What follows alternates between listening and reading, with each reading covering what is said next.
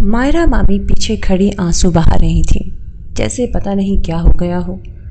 दीपा बाजी मायरा मामी को हौसला दे रही थी, जबकि नायला मामी कुछ देर मुझे देखने के बाद फिर से अंदर चली गई। मैं कपड़े बदलने का बोलकर कमरे में चला गया और दूसरे कपड़े पहन लिए।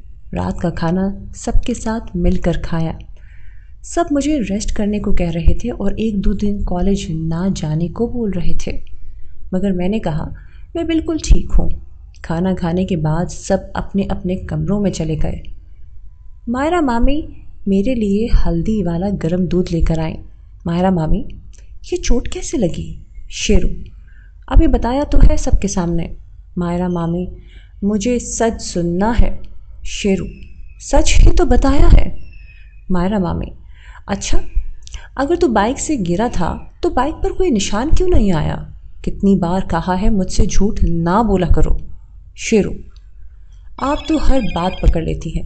ठीक है, सुने, मैंने सारी बात मामी को बता दी। शेरू, आप तो हर बात पकड़ लेती हैं। ठीक है, सुने, मैंने सारी बात मामी को बता दी। शेरू, अब आप ये बात किसी को मत बताना, वरना मेरे लिए मुश्किल खड़ी हो जाएगी। मायरा मामी, चल मुझे अपना कंधा दिखा, मैं इस पर मरहम लगा देती हूँ। मामी ने मेरे कंधे पर मरहम लगाकर हल्की हल्की मालिश कर दी और जो दवाई मैं शहर से लेकर आया था उसको भी खा लिया। थोड़ी देर मामी मेरे पास रहीं और मुझे लड़ाई झगड़ों से दूर रहने को बोलती रहीं। मेरी चोट की वजह से आज मामी ने मुझे आराम करने दिया और मैं भी आराम से सो गया। मैं आराम से सोया पड़ा था, मगर घर में कोई और अभी जाग रहा था और मेरे कमरे के बाहर से मुझे देखकर चुपचाप अपने कमरे में लौट गया। सरवर मामा आ गई उसे देखकर। नायला मामी मुझे कमरे के बाहर से सोता हुआ देख रही थी और मेरी ऐसी हालत पर वो दुखी थी, मगर मुझसे बात भी तो नहीं करना चाहती थी। अपनी आंखों में आंसू लिए वो अपने कमरे में वापस चली गई। एक माँ के दिल को कोई समझ नहीं सकता।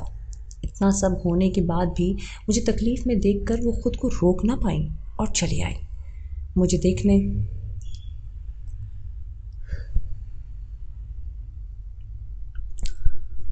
वो खुद को रोक ना पाई और चली आई मुझे देखने। वो सरवर मामा को सोता हुआ छोड़ कर आई थी, मगर उन्हें नहीं पता था कि सरवर मामा सोए नहीं हैं और सरवर मामा के इस सवाल से वो चौंक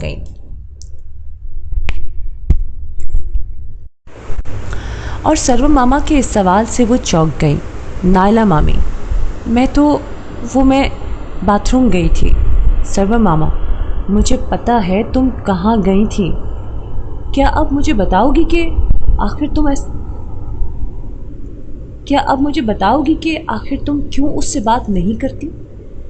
पहले तो तुम उसे देखे बगैर नहीं रहती थी और अब उसके सामने भी नहीं आती। आखिर ऐसा क्या हुआ है जो तुम्हारा मन बदल गया? या फिर अब वो तुम्हें गैर लगने लगा है?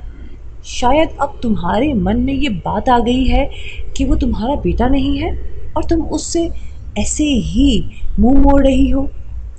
मुझे तुमसे ऐसी उम्मीद नहीं थी नायला। सर्व मामा की बातों से नायला मामी फूट फूट कर रोने लगी। सर्व मामा की बातों से नायला मामी को सदमा लगा। नायला मामी, मेरा दिल चाहता है, मैंने उसे हमेशा अपना बेटा माना है। मेरा दिल जानता है मैंने उसे हमेशा अपना बेटा माना है, हालांकि वो मेरी सगी औलाद नहीं। और आज भी उसे तकलीफ़ में देखकर मुझसे रहा नहीं गया। चोट उसे लगती है तो दर्द मुझे होता है।